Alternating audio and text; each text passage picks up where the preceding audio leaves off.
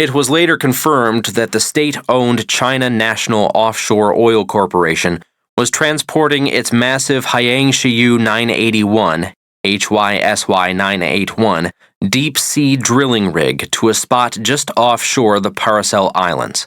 Islands all claimed by Vietnam, China, and Taiwan, and that the rig had immediately begun drilling, which led to a months-long confrontation between the Vietnamese and Chinese. The Vietnamese claimed the rig was on their continental shelf in violation of the UN Convention of the Law of the Sea. In response, China sent as many as 80 ships, including 7 military vessels and aircraft, to guarantee the security of the rig. Zach Cooper is an Asia security expert working with the Maritime Transparency Initiative at the Center for Strategic and International Studies, CSIS, in Washington, D.C. Although there have been a number of operations in disputed waters in the South China Sea, China's placement of HYSY 981 in waters claimed by Vietnam and Taiwan led to one of the most sustained confrontations that has occurred in the South China Sea in the last decade, he explains. This action was destabilizing and risked escalation, but the fact that no major conflict occurred serves as evidence that these types of coercive incidents can be managed. Vietnam accepted real risk, which likely surprised Chinese leaders, and convinced them to alter their calculations about Vietnam's willingness and capability to challenge Chinese coercion. The HYSY 981 standoff, as the incident has become known, is representative of the limits of what the vast quantities of data collected today can provide in terms of valuable insight. The GEEKS system is indeed a robust tool, providing invaluable real-time information about vessel movements across the entire maritime world. But that data must be interpreted with the wisdom of human experience and creative problem-solving. As it turns out, Xenakis's liberal arts education prepared him well for leading his watch floor in that process. Far from technology studies, he majored in political science as an undergraduate at Yale University and international affairs at Tufts University's Fletcher School of Law and Diplomacy. After graduation, he took a position at the Brookings Institution in Washington, D.C., where he worked as a special assistant to the president, honing his analytical skills. While he might have been the perfect guy for the job, if anyone was dropped into such a scenario and faced such an analytic challenge, they would be well served by considering more than just big data, he says. As an immigrant from Romania, he had always felt compelled to serve the country that had given him so much opportunity, and so, at the age of 31, he joined the U.S. Navy as a reserve officer. His hope was to play a direct role in negotiating the complex geopolitical tensions roiling the global community. Xenakis worked initially on the Joint Staff as an analyst, and was soon promoted to Fleet Intelligence Watch officer aboard the USS Blue Ridge, where he received an email inviting him to participate as a geopolitical forecaster of events and become part of one of the most exciting efforts underway to maximize the power of combining human intelligence and on-the-ground expertise with the massive volume and richness of big data being collected today, an effort called the Good Judgment Project. Adding human insights to the power of technology. One of the most important roles for us humans going forward is to help make the new technologies better at what they do.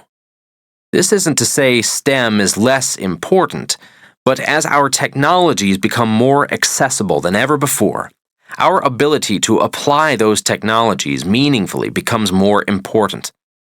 The opportunity to bolster technology's power and apply it more fruitfully is wide open terrain, and also fertile terrain for those trained in investigating, in problem-solving, and in the consideration of the human factors.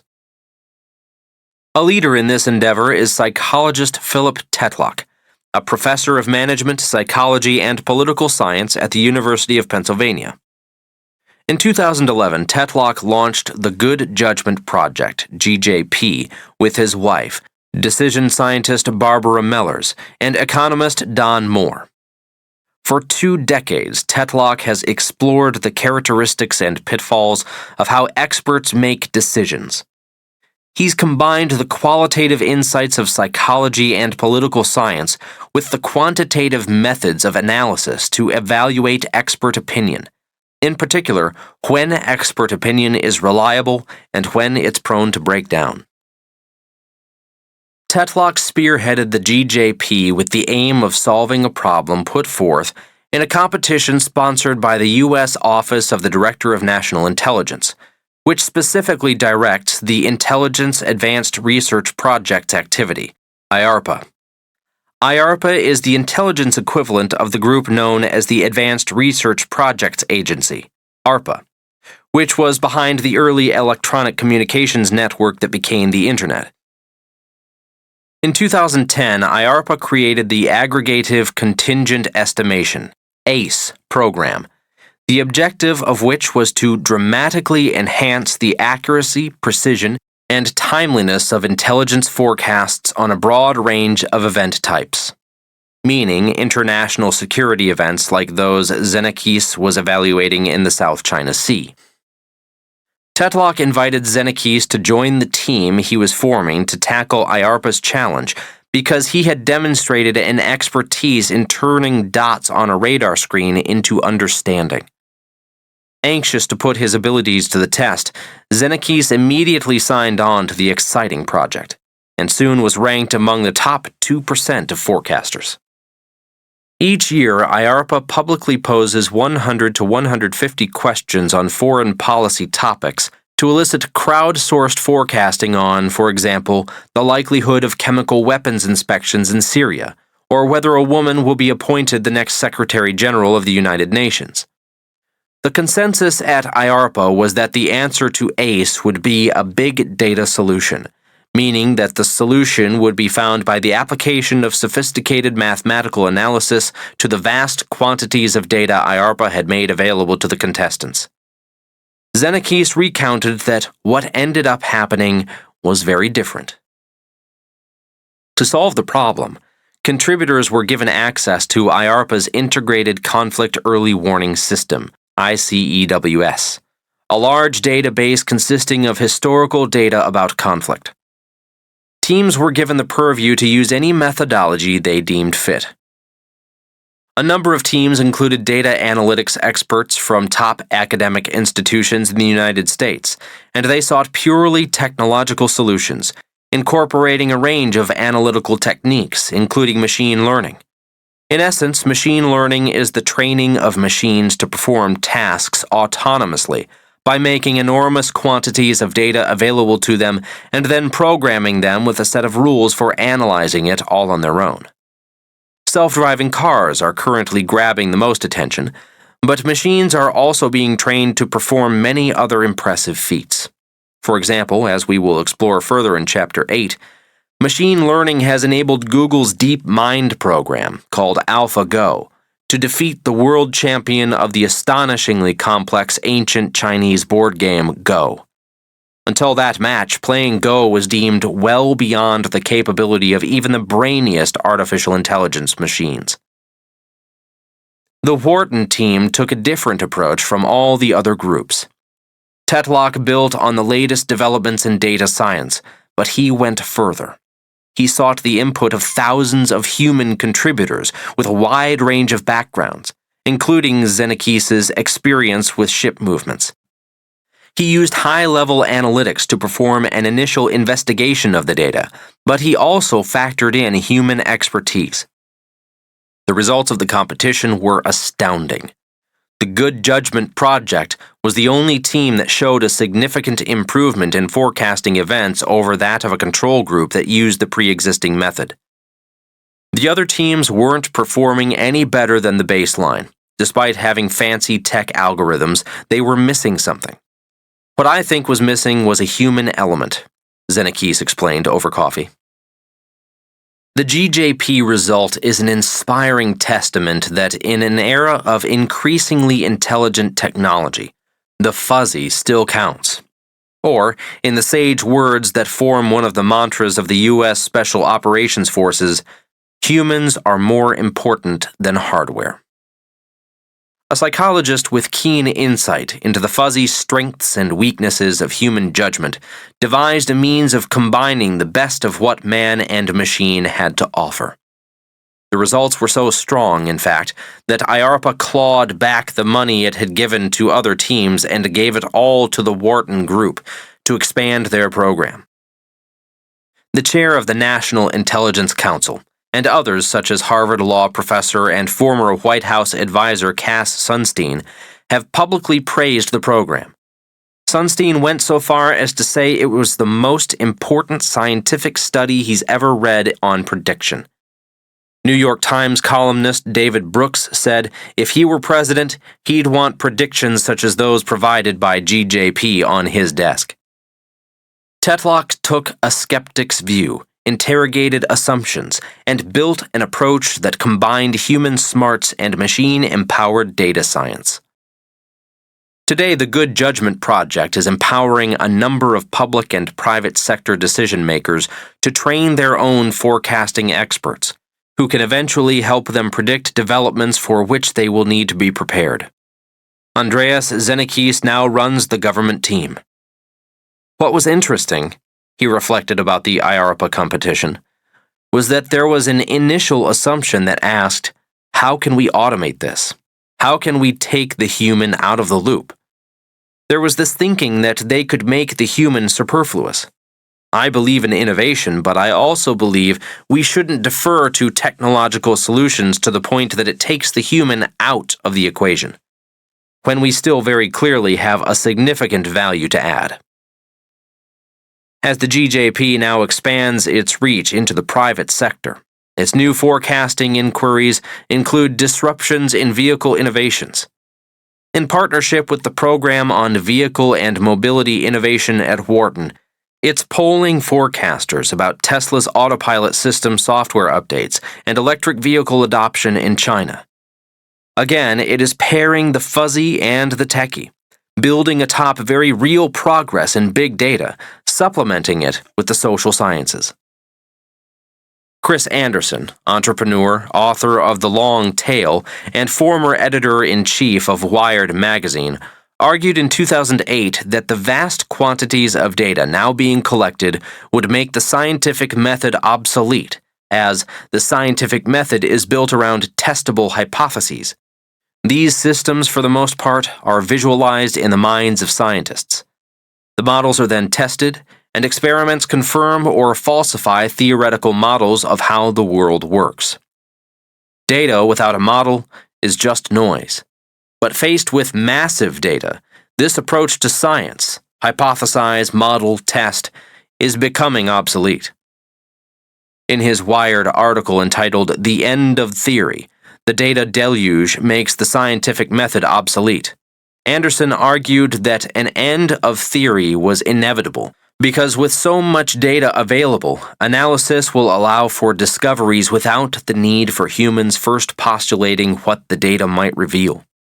With enough data, with enough information, we'll simply have knowledge. But Luciano Floridi, a professor of the philosophy and ethics of information at Oxford University's Internet Institute, refutes Anderson's end-of-theory assertion in his book, The Fourth Revolution: How the Infosphere is Reshaping Human Reality.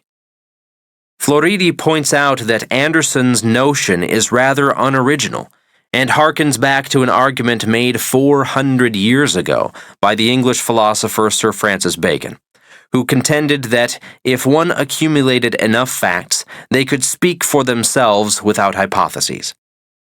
The same argument was made even earlier by the ancient Greek philosopher Plato, who emphasized that knowledge is more than just information or data, that it comes from knowing how to ask and answer questions.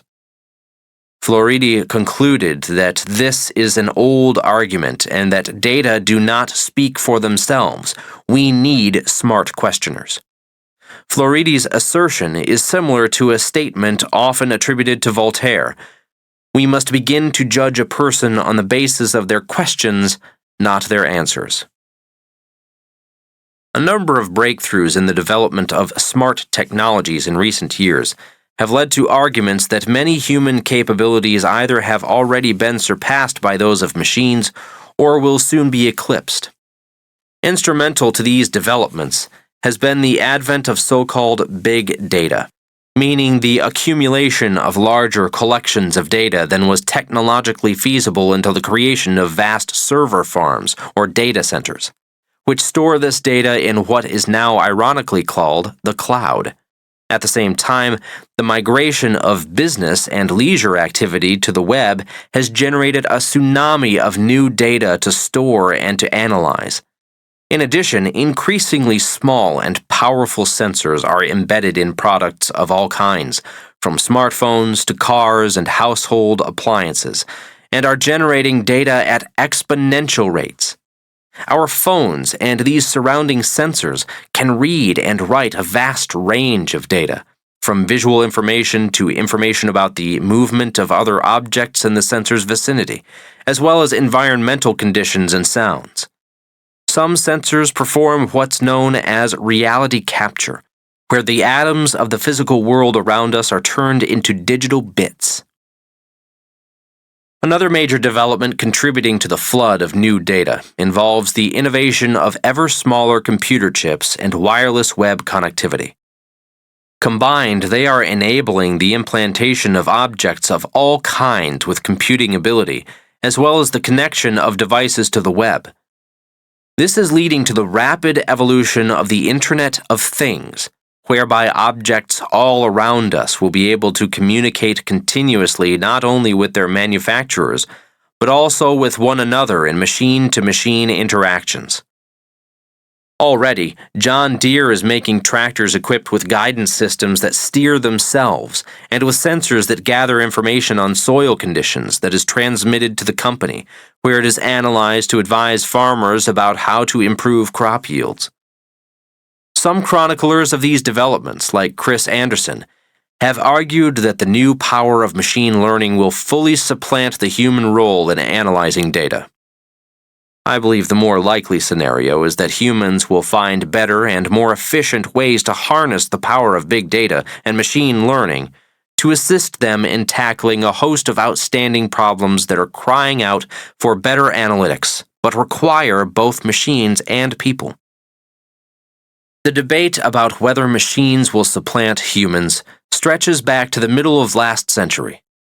MIT professor and pioneer of computing Marvin Minsky argued that artificial intelligence should be the goal and could match human ability, while J.C.R. Licklider, also a professor at MIT, argued that machines would supplement the skills of humans rather than displacing us.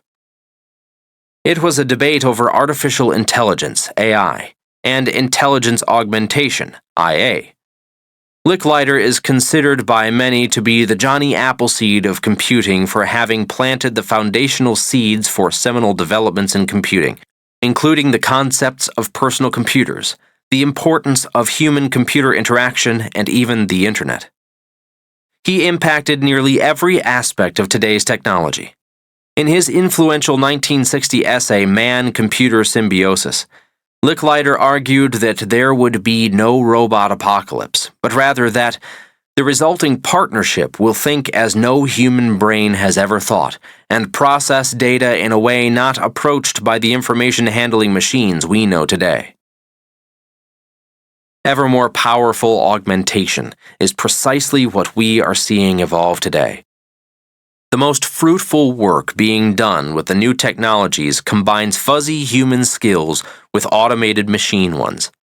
And though machine learning might seem to be the ultimate inaccessible techie fortress, far too arcane for anyone but a specialist to make use of the technology, let alone to contribute to improving it.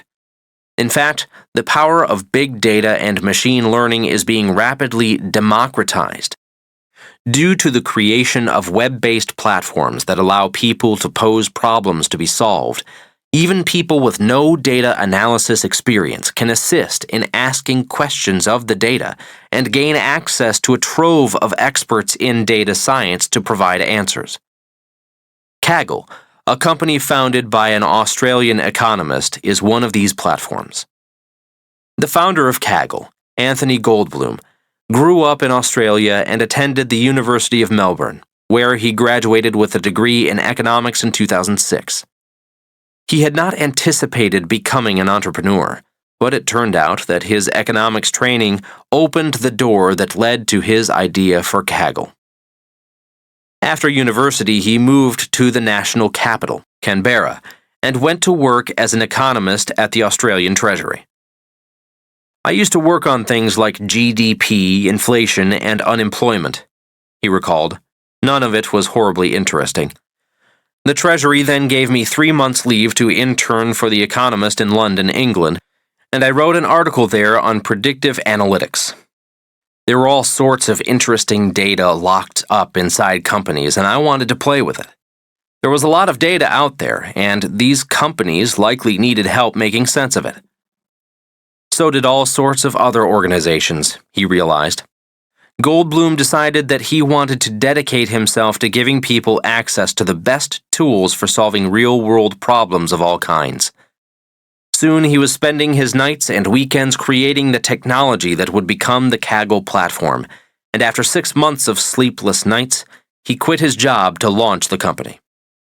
In short, Kaggle allows companies and researchers to post data to the site, and data scientists from all over the world can compete to perform analysis on it and provide insights, with the winning solutions earning substantial cash rewards for their efforts.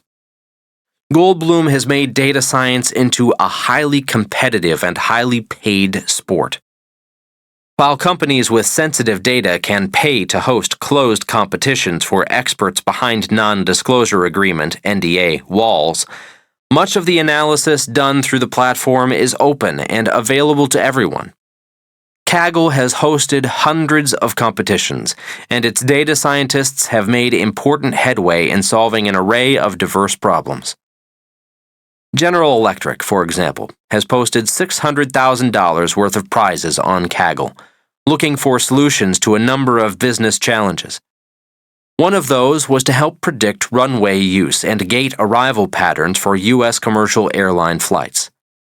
GE provided Kaggle participants with voluminous flight and weather data, and in a 4-month competition, the company received over 3,000 entries, with the winning team improving industry standard accuracy by 40%. That amounts to a savings of 5 minutes per flight per gate, approximated as an annual savings of $6.2 million for a mid-size airline. In another example, Kaggle helped improve the way doctors treat patients suffering from debilitating eye damage caused by diabetes. For individuals who have diabetes, one of the long-term complications is something called diabetic retinopathy, or harm to the tiny blood vessels in the eye that supply oxygen to the retina. When these blood vessels break, they impact the retina, and in many cases, the rupture results in blindness. This is one of the leading causes of blindness in developed countries, and 80% of diabetics have some form of retinal affliction. The California Healthcare Foundation, CHCF, recognized that if caught early, diabetic retinopathy could be treated with lasers, drugs, and surgery. The CHCF decided to post a challenge with a $100,000 prize to find an early detection method. Thousands of images of retinas, healthy and diseased, were posted to the Kaggle platform, and after 5 months of work, a statistician named Benjamin Graham at the University of Warwick in England designed an algorithm that predicted retinal damage 85% of the time. Kaggle is helping solve challenges across every domain. Another powerful result was the creation of a method for the computerized evaluation of essay exams.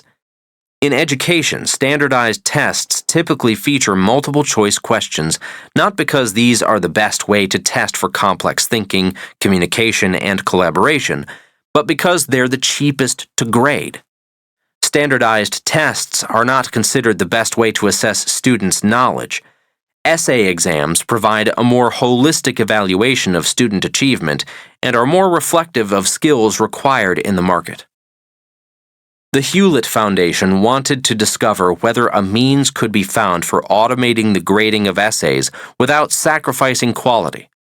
If so, technology could improve standardized testing for cognitive skills by making grading fluid formats like essays more affordable. The foundation sponsored the Automated Student Assessment Prize, ASAP, challenging entrants to use data science to build models that could reproduce scores given by human graders across a dataset of 27,000 hand-scored long-form student essays written on a wide range of topics. Over 3 months, they received 1,800 entries, with the top teams outperforming even commercial vendors. ASAP co-director Tom Vander Ark concluded that computers can be implemented to validate, not to replace, the work of teachers, lowering costs for school districts and offering better tests that can be graded faster and less expensively. Where's the terrorist find button? Though many technology innovators see a total removal of the human element from the equation of data analysis as a natural end, others, such as Shyam Sankar, director of Palantir Technologies, are keenly aware of the competitive advantage of enlisting human input. Palantir is a $20 billion company that designs analytics platforms to empower the world's security, law enforcement, and policy-making domain experts, allowing them to fight crime and global terrorism more efficiently by leveraging data science. The company is contracted by some of the most secretive three-letter agencies. Palantir's forward-deployed engineers, as their salespeople are known, can easily find themselves setting up analytics dashboards behind enemy lines, working directly with special operations commanders. In fact, in 2016, Palantir won a $222 million contract to work with the U.S. Special Operations Command. Sankar received his undergraduate degree in electrical and computer engineering from Cornell University and a master's degree in management science and engineering from Stanford. He's a techie's techie. But he believes in J.C.R. Licklider's vision of complementing human intelligence, intuition, and pattern recognition with powerful machine analytics. Palantir's technology helps organizations stitch together structured and unstructured data, giving experts in intelligence gathering the ability to search across and ask questions of data from multiple sources all at the same time. This allows people who are deeply versed in using intelligence to find missing children, fraud, or terrorists, but who often have no expertise in data science, to see patterns that would otherwise be hidden across disparate systems. Sankar's philosophy is that human intelligence augmentation is the only way to stay ahead of such adaptive adversaries as terrorist groups. Terrorists are always adapting, in minor and major ways, to new circumstances, Sankar noted on stage at TED Global in Glasgow, Scotland, in 2012. Despite what you see on TV, these adaptations and the detections of them are fundamentally human. Computers don't detect novel patterns and new behaviors, humans do. Humans using technology, testing hypotheses, and searching for insight by asking machines to do things for them. Osama bin Laden was not caught by artificial intelligence. He was caught by dedicated, resourceful, brilliant people in partnership with various technologies. In another case, in October 2007, U.S. and coalition forces raided an al-Qaeda safe house in Sinjar on the Syrian border of Iraq. They found 700 biographical sketches of foreign fighters, literally human resource forms about where the fighters were from, who had recruited them, what job they sought, and why they had joined. The only problem was that these forms were crumpled pieces of paper written by hand in Arabic. Sifting through the forms and interpreting them required human expertise, but the power of machine analysis was also used once the data had been extracted and decoded. The analysts learned that 20% of the foreign fighters were from Libya, and 50% of them were from just one town. They saw a surge in participation after a speech by a senior cleric in the Libyan Islamic fighting group, which immediately alerted them to his rising stature within al-Qaeda. The detection of such a pattern would not have been possible without machines sorting through the volumes of data, but the data would not have been available or of high quality without the hands-on process of raiding a safe house, recovering physical assets, and translating and tagging the human resource forms for machine processing. It took both the context and the framing of the problem to put machines to work, and critical thinkers to interpret results. The many firms such as Palantir that are involved in providing data analytics services are generally portrayed as the leading spears of the highest of high-tech approach to deriving valuable insights from big data. Indeed, the press releases these companies put out tend to portray them as purely tech-driven. That's because the prevailing narrative coming out of Silicon Valley is that technical capabilities are far superior to human ones. But the reality is that every tech company, Google, Facebook, Slack, Palantir, and others, relies heavily on both technical and human inputs. The emphasis of most techies is on how to gather, store, search, and process big data, which Sanker points out are necessary but insufficient to getting the most value from the data. The imperative is not to figure out how to compute, he says, but what to compute. How do you impose human intuition on data at this scale? We start by designing the human into the process. This is why changing the narrative around fuzzies and techies matters. They are in equal parts vital to the development and the deployment of our best technologies. Bias behind the data. The truth is, data is not objective, and the biases within data sets must be accounted for in the analysis of them. The algorithmic systems that turn data into information are not infallible. They rely on the imperfect inputs, logic, probability, and people who design them, the White House warned in 2016. For example, crime data is not reflective of all crime committed. It is only reflective of reported crime, and the reporting of crime is distorted by many factors. One community may favor calling the police and reporting crime, while another may not.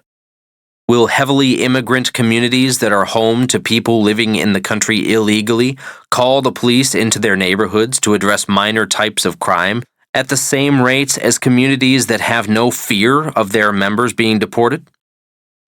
Will someone with a dozen unpaid parking tickets call to report a petty theft from his car? Reported crime data is therefore reflective of a number of nuances around trust and community details that, on the surface, could easily be overlooked.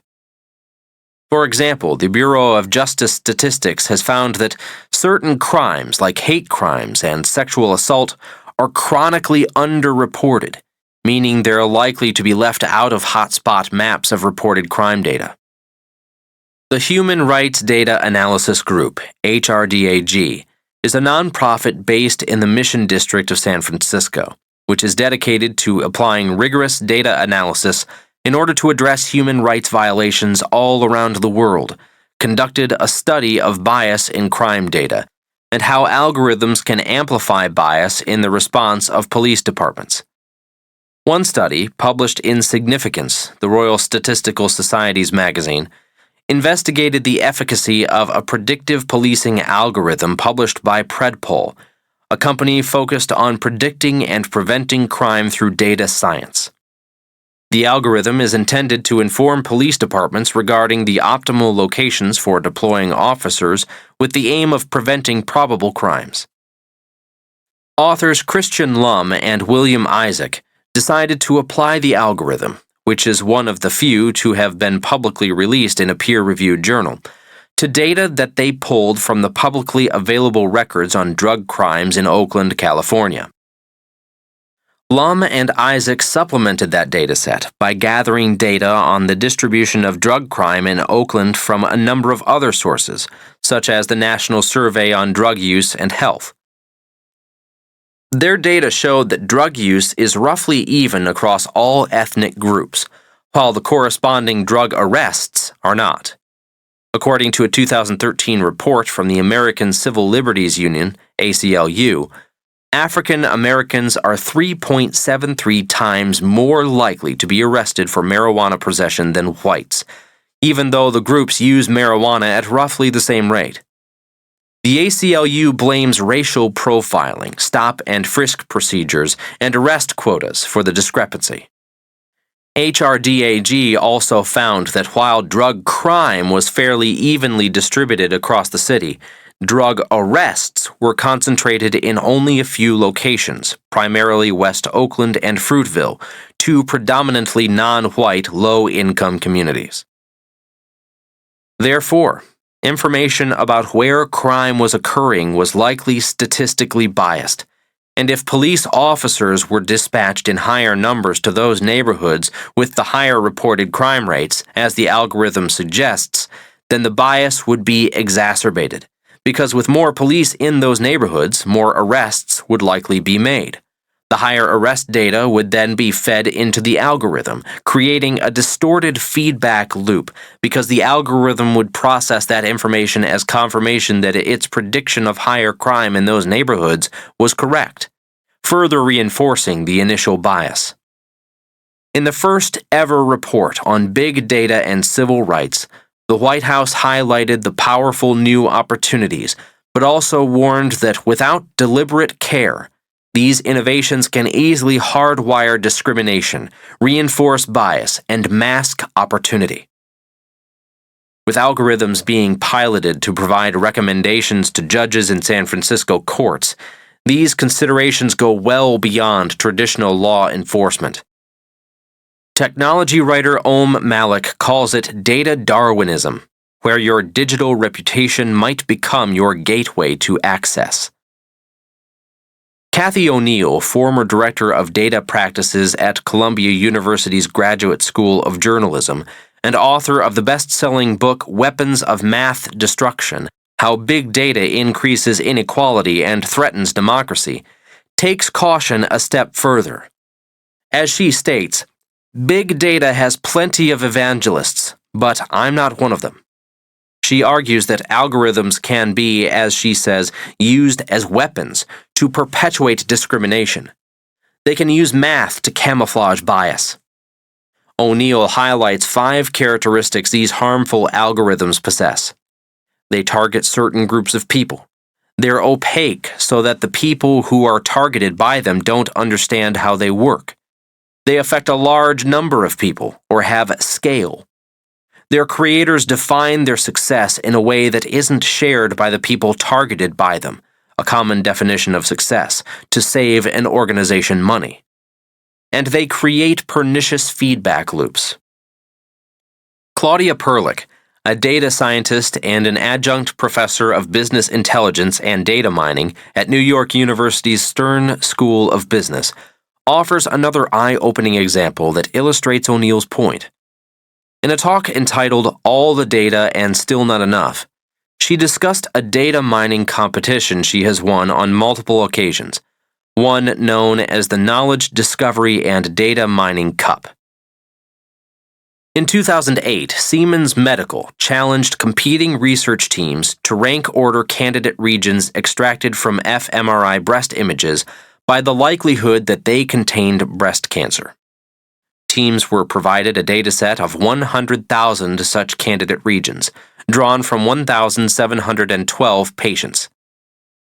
118 of the patients included at least one malignant candidate region.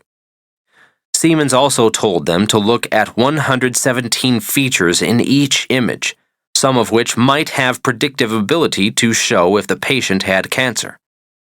Teams were asked to build a predictive model that looked at these 117 features and see how well the model could diagnose the candidate regions and ultimately the patient. Perlich's team was from IBM's Watson Research. As they explored the data set, they noticed that there seemed to be a very high incident rate for patients with low patient ID numbers, far exceeding the expected approximately 10%. When adding the patient ID to their predictive model, something no data scientist worth her salt would normally consider, they observed a notable increase in predictive performance. The patient ID was, in theory, a randomly generated 10-digit number that merely identified the patient, and it should have had absolutely nothing to do with the incidence of breast cancer in fMRI data. But what they found indicated otherwise. The patient IDs were clustered into bins. In one bin, 36% of the patients had malignant regions, while in two other bins, only 1% had cancer. Of all the features in the data that should show correlation with breast cancer, the patient ID was the last one, and so Perlich's team was perplexed. Upon further examination, the best hypothesis explaining this effect was that the data must have been pulled from 4 sources. Gathering data from a diversity of sources is generally a good practice in data analytics, but in this case, those who put the data set together did not explicitly record the fact that some patients were from breast cancer screening facilities and others were from cancer treatment facilities. As a result, the patient IDs having different numeric regions became very predictive because the incidence of cancer would be much higher in the treatment facilities. Though Perlich's team had built a highly predictive model that looked at thousands of features in fMRI imagery, on further inspection they realized that the only thing the model could reliably predict was whether the patients were being treated for cancer or in the process of being diagnosed. On first blush, the model had seemed highly effective, but it was almost too good to be true, and experience told them to interrogate it further. Leakage in the data had clouded the model's predictive ability. How do we start to regulate the mathematical models that run more and more of our lives? Kathy O'Neill asks. Data is not going away, nor are computers, much less mathematics. Predictive models are, increasingly, the tools we will be relying on to run our institutions, deploy our resources, and manage our lives. These models are constructed not just from data, but from the choices we make about which data to pay attention to, and which to leave out. Those choices are not just about logistics, profit, and efficiency. They are fundamentally moral. Such human errors in the collection and interpretation of data must be corrected by human analysis, and this is work for which those trained in the humanities and social sciences are well equipped. They bring valuable perspective about the social contexts in which data is collected, as well as the needed skills for interpreting and communicating the revelations found in data. We can't eliminate bias from society, but we can pair fuzzies and techies to train our algorithms to better sift for and mitigate our shared human foibles. Data literacy must complement data science. Leslie Bradshaw, who studied gender, economics, anthropology, and Latin at the University of Chicago, was named by Fast Company as one of the 100 most creative people in business and the woman making data science cool. Bradshaw co-founded the interactive design firm Jess3 and is today at the forefront of digital product creation. Since 2012, she's also been an advocate of what she calls data literacy. To deepen the benefits of big data, we must put the social sciences and the humanities on equal footing with math and computer science, she wrote as part of the American Dreamers Project, an experiment in publishing put together by creative agency Wyden and Kennedy, the same agency that came up with Nike's famous slogan, "Just Do It." Bradshaw defines data literacy as an understanding of the fundamental problems that can crop up along the way in data gathering and analysis, from strategy to data collection to filtration to analysis to presentation. Those schooled in the humanities and social sciences can play an important role in advancing data literacy, Bradshaw argues, both among those practicing data science and among the public to whom findings are being presented.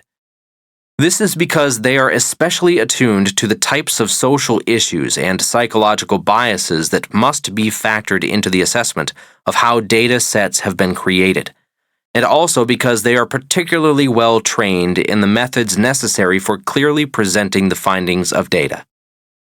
Bradshaw emphasizes that data literacy requires 3 essential treatments of data sets and the analyses run on them. The putting of the data into the larger social context from which it has been collected, the clear presentation of the data through effective visualizations, and the storytelling about the findings that makes those findings both clear and compelling. Explaining her mission to improve data science, she writes, "My dream is a future of more meaningful data, and for that we need the data gathered and parsed, the data analyzed, interpreted, and contextualized, and the data visualized, narrated, and made accessible." Currently, however, the cult of the mathematically inclined, computer science-educated data scientists is not allowing for the full potential of big data to be put to use. People who have studied the social sciences have been taught not only to look for sources of bias and opinion that may be shaping the analysis of data, but also to think of the questions that must be investigated if we are to improve the application of data analysis to solving myriad social problems. How might data be gathered and analyzed in order to illuminate ways in which preschool education could better prepare children for learning? What insights might be discovered about how blighted inner-city economies can best be put on the track to job creation? What can the newly voluminous data we can gather reveal about factors contributing to depression or the incidence of diabetes? These are just a few of the areas in which social science has provided methods and perspectives that can be applied both to gathering more robust and relatively unbiased data and to analyzing it more effectively. As for the humanities, those schooled in design can bring artistry to the visualization of data findings that makes what would otherwise be formidable spreadsheets of unintelligible figures immediately comprehensible. Those trained in writing with clarity and narrative flair can tell stories about data findings that make them both comprehensible and memorable, assuring they have greater impact. Embrace the English majors, philosophers, and journalists of the world as equals, Bradshaw advises data scientists, for you will create more accessibility and therefore more engagement with your data. Tackling long-standing mysteries. In 2015, employers surveyed by the National Association of Colleges and Employers listed ability to work in a team as the most desirable attribute of new college graduates, even ahead of problem-solving, analytical, and quantitative skills. Yet, teamwork remains an ambiguous and poorly understood term.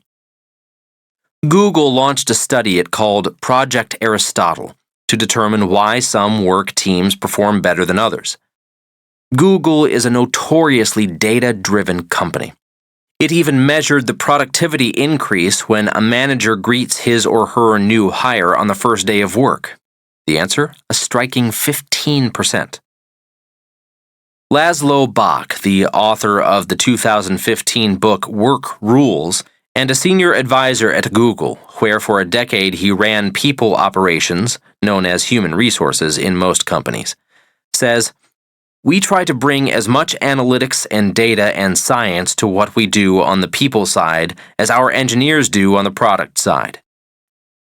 In that spirit, a research team of psychologists, sociologists, and statisticians was formed within the People Operations Group to find an answer to one of the most vexing mysteries in business. What makes some teams more effective than others? The group spent several years analyzing a wealth of data about the characteristics of over 200 teams at the company. They questioned 50 years of academic research, looking at what motivated teams, if they had shared values, and how much they socialized outside the office. They analyzed teams composed of friends and others made up of total strangers. They looked at teams with identical makeups with varying performance. Ultimately, the research group found that who was on a team mattered far less than how they interacted. They found that how teams managed debate, disagreement, and consensus mattered. Groups had unwritten rules of culture. Some were aggressive, where people interrupted one another frequently, while others were conversational. Some teams featured experts who let it be known that they knew what they were talking about, while others held open discussions. What they ultimately found was that one of the biggest drivers of team performance at Google was what's known as psychological safety, or the ability to take risks and to be wrong. Google's research confirmed the conclusions of a 2008 study by psychologists at Carnegie Mellon, MIT, and Union College, who found that high-performing teams had high collective intelligence, and the driver of collective intelligence was contribution. The best teams had fluid leaders who took advantage of everyone's relative strengths and fostered norms of openness or equality in distribution of conversational turn-taking, as reported in Charles Duhigg's New York Times article, What Google Learned from Its Quest to Build the Perfect Team. In teams where one person dominated, performance often broke down. Google also confirmed that, as in the 2008 study, high average social sensitivity was extremely important. Teams that were made up of members who spoke equally and were sensitive to the moods, personal stories, and emotions of their teammates performed better. Google took a rigorous, data-driven look at its own performance and found that having high average social sensitivity mattered most.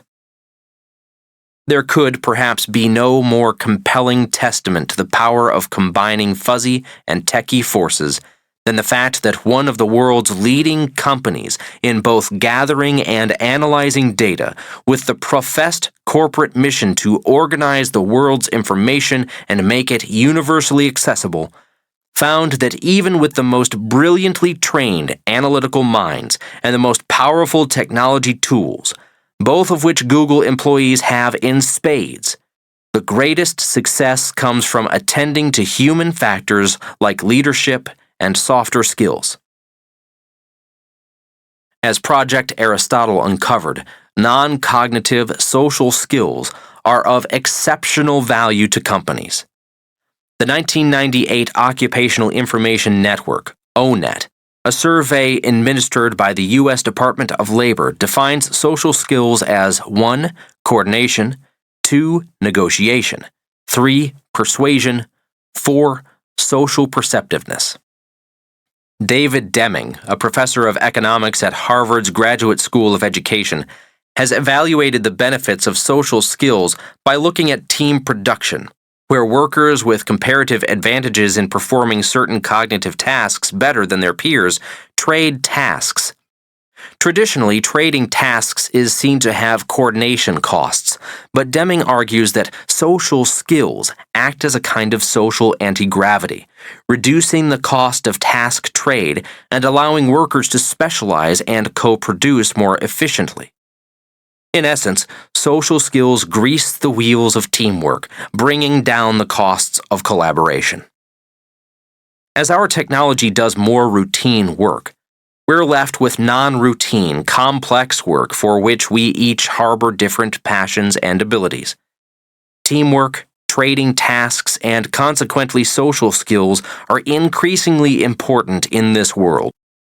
As the liberal arts teach us about ourselves and what it means to be human, they teach us empathy, which is at the root of social skills.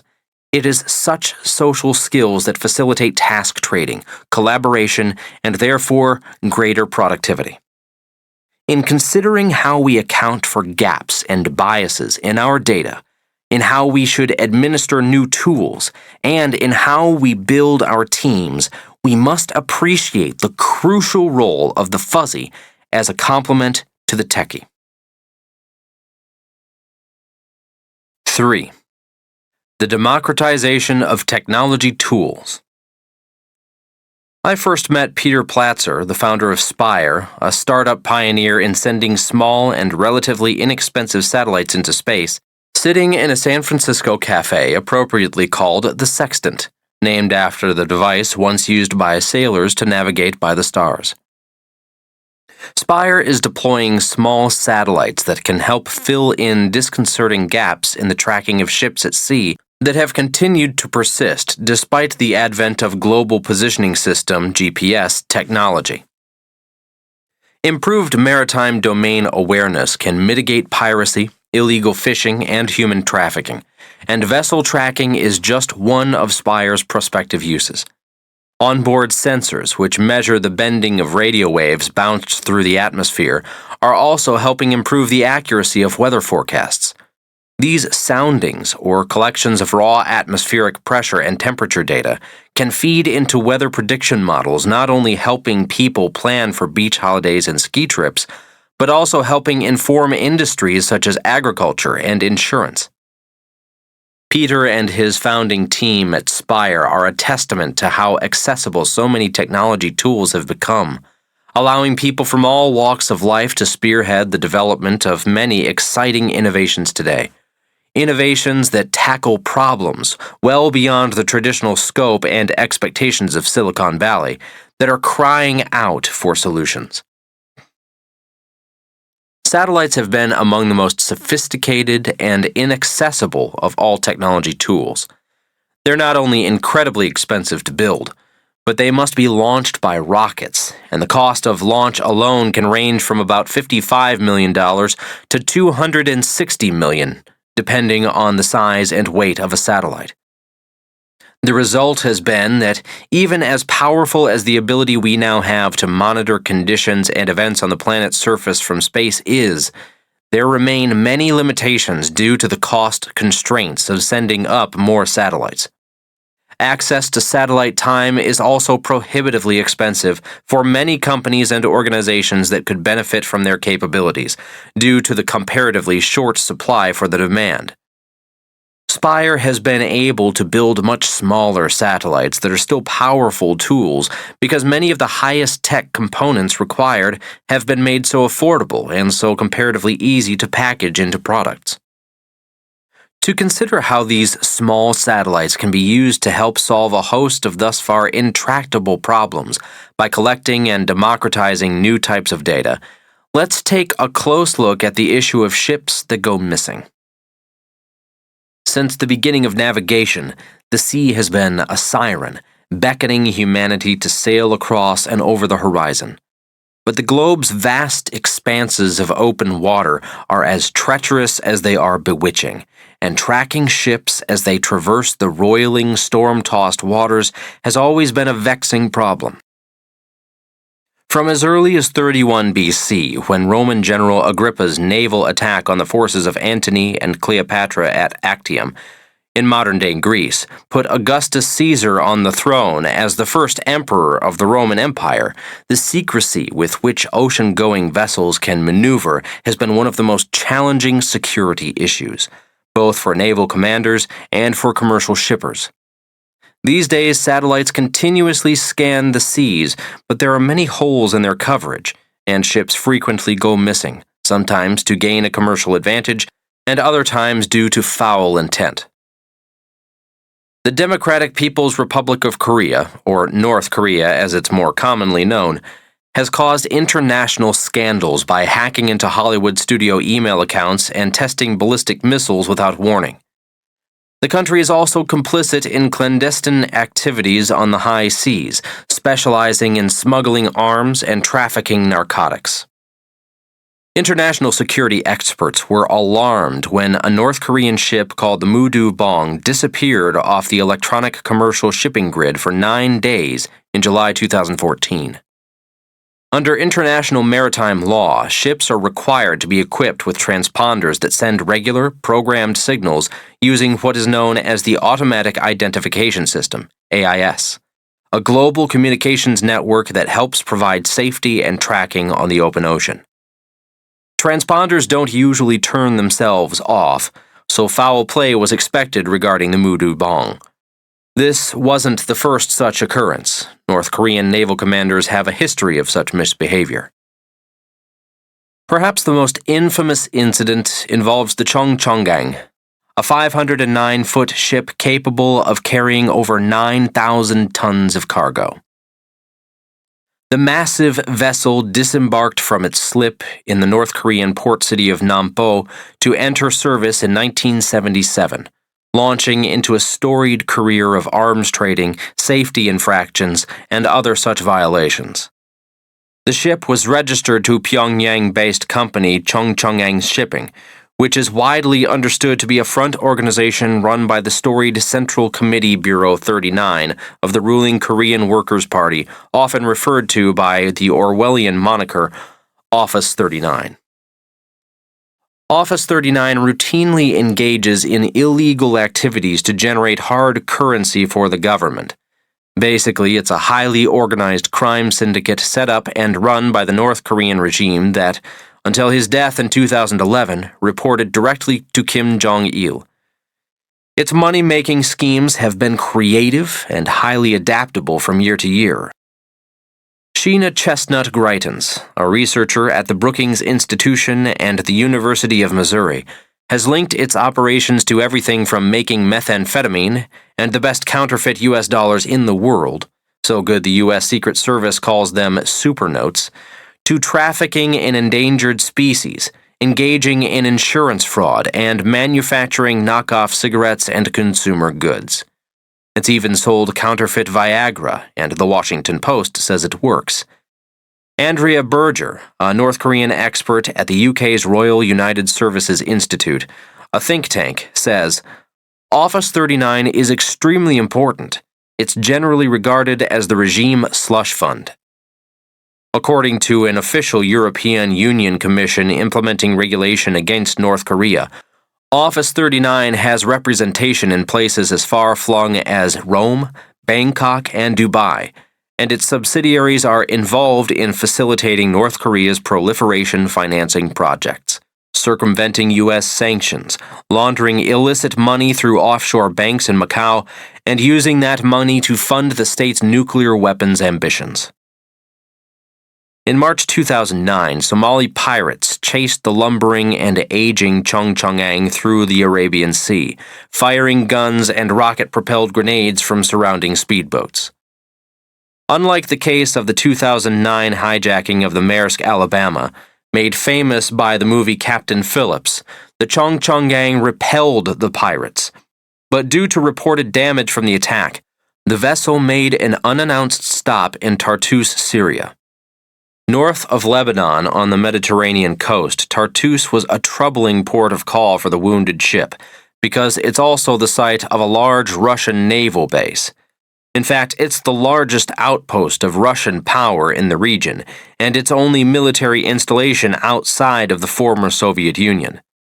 Maintaining the base is arguably one reason that Russian President Vladimir Putin has helped prop up the draconian regime of Syrian President Bashar al-Assad, even as civil war has ravaged the country and hundreds of thousands of people have died.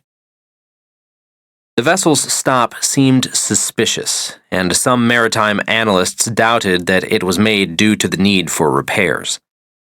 A year later, in February 2010, Ukrainian authorities detained the Cheongcheongang as it passed through the Black Sea for reasons that were again unclear. By July 2013, the Cheongcheongang made its way to Cuba, into waters 90 miles off the American coast.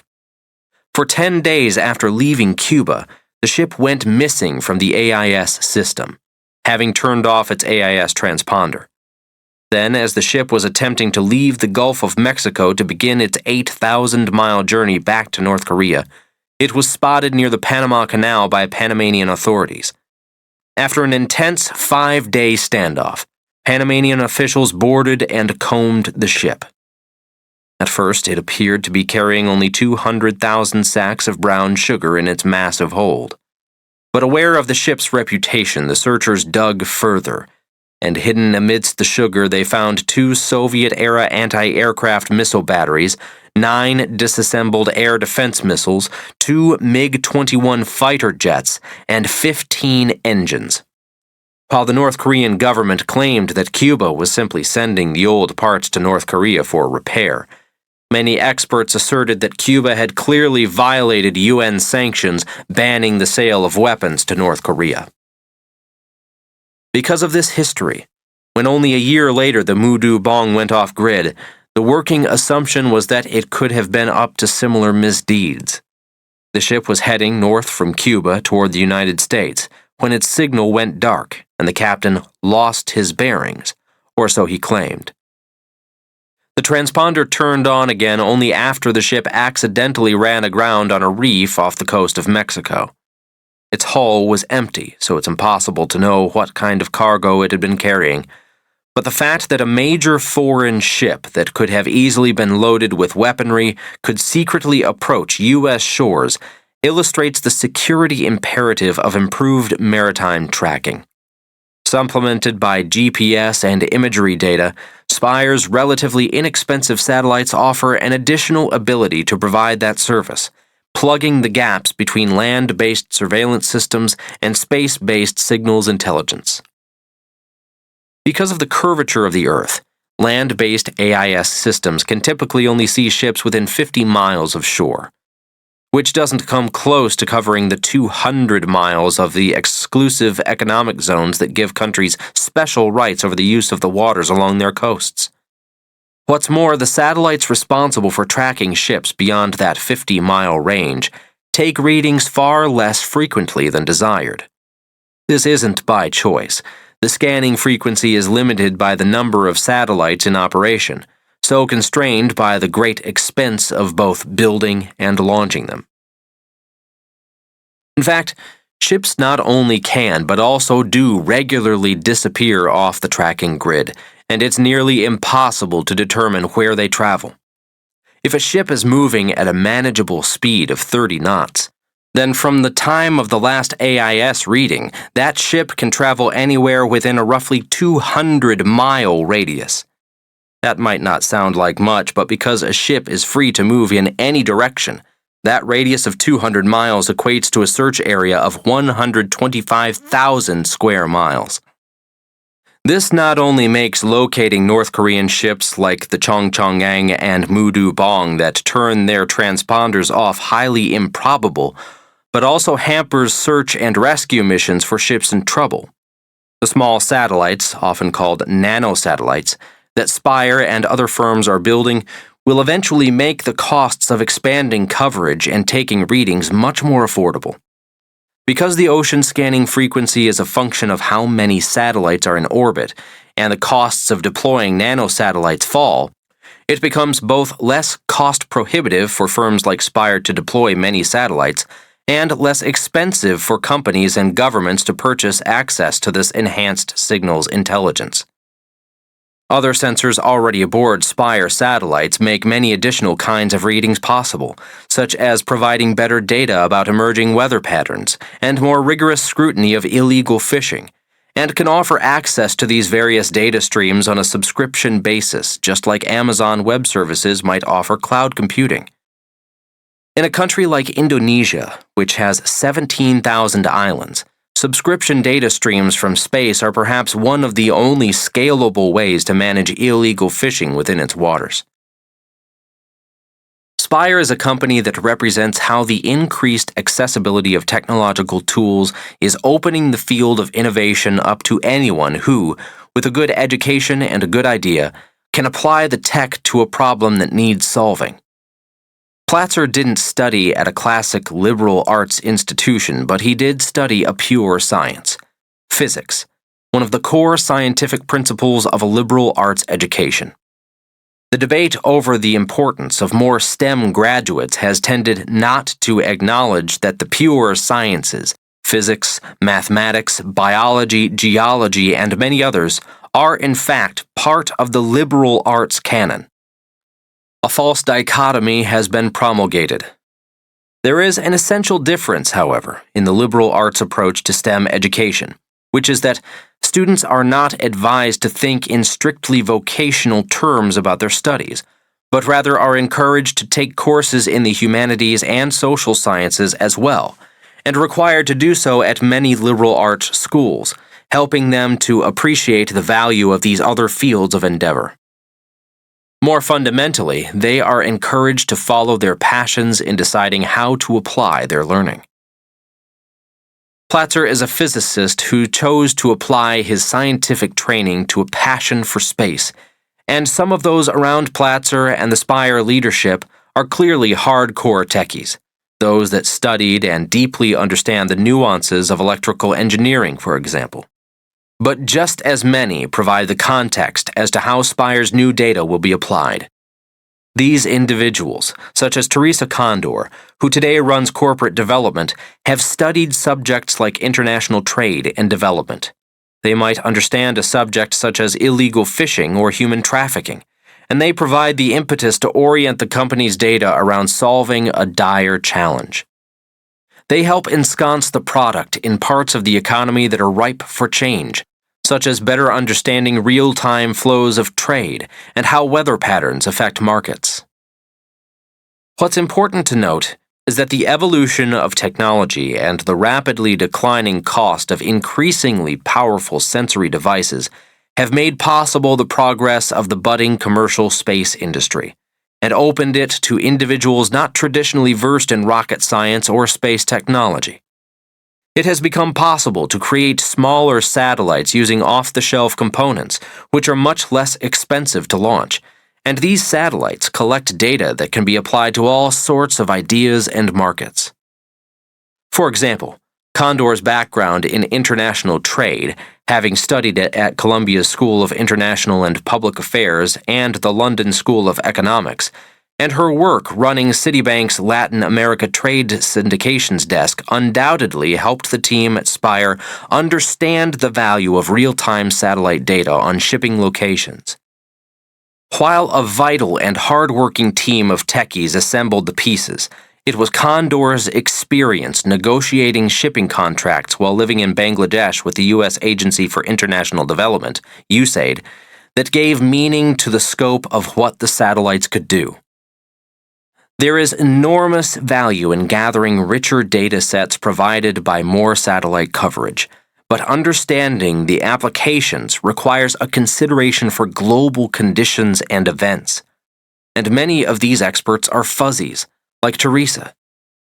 By Stanford's standards, Platzer would be called a techie, but he is also a science major who has taken a liberal arts approach to developing both scientific and soft skills, and he did not pursue a vocational route in his education.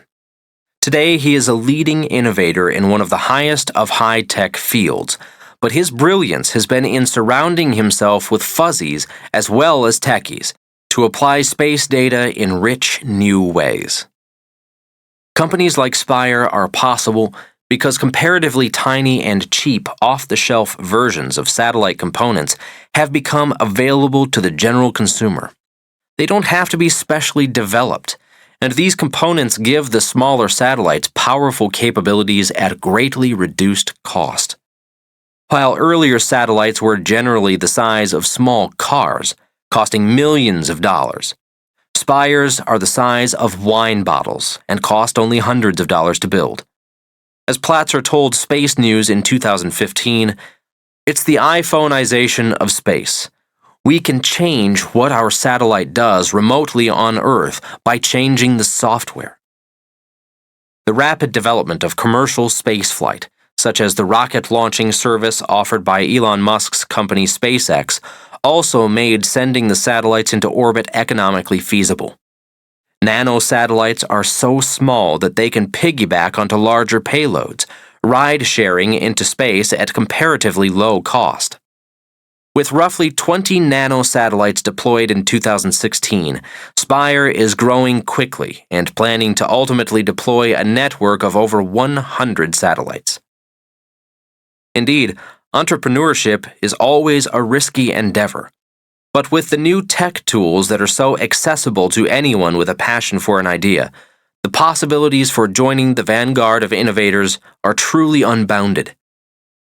Let's take a look at some of the incredible tools now available and how they can be assembled in novel ways to create breakthrough innovations with no deep training in technology required. Assembling the technological building blocks. Next time you're late meeting someone and are opening up the Uber app to call a car to your doorstep, consider the assembly of building blocks that have made Uber's service possible. The company needs access to an extraordinary amount of data regarding car locations, traffic conditions, and routes to destinations, but it didn't need to build its own storage capacity to hold all that data. Until it became economical to build its own data centers, it could use Amazon Web Services, one of the leading cloud computing options, to take care of that at a cost 100 times lower than in the year 2000. While the app uses text messaging to communicate with riders and drivers, Uber didn't have to develop its own texting system. It uses technology provided by Twilio, another of the booming breed of web service providers, which enjoyed a successful IPO in June of 2016. Nor did Uber have to try to create its own mapping technology. It uses Google Maps. For emailing riders receipts, it uses an email provider called SendGrid, an online payment company. Braintree manages all of Uber's transactions. These building blocks are only a few among the others that are now available to everyone for creating innovative products and services. Look under the hood of nearly any startup today, and you'll see an assembly of a dozen or so underlying technological building blocks that the company has not had to develop itself but has only had to combine in a smart and innovative way. Full-stack developers have given way to full-stack integrators. Just as great chess players say that they see the board not as composed of a set of individual pieces, but as made up of what they call chunks of pieces that work in conjunction with one another to create strategic formations. Entrepreneurs can now compose their companies from groupings of available services. Chunking, a term that originally comes from cognitive psychology, refers to how information is processed by the brain, greatly reducing complexity in how we remember dates, telephone numbers, or sequences to play chess. The advent of technology services and prefabricated components is similarly greatly reducing the complexity of innovation. In 2012, I wrote an article in Forbes arguing that Silicon Valley no longer has a lock on the most exciting technological innovation, that innovation is a demographic, not a geographic phenomenon. Silicon Valley remains a bastion and a gravitational force,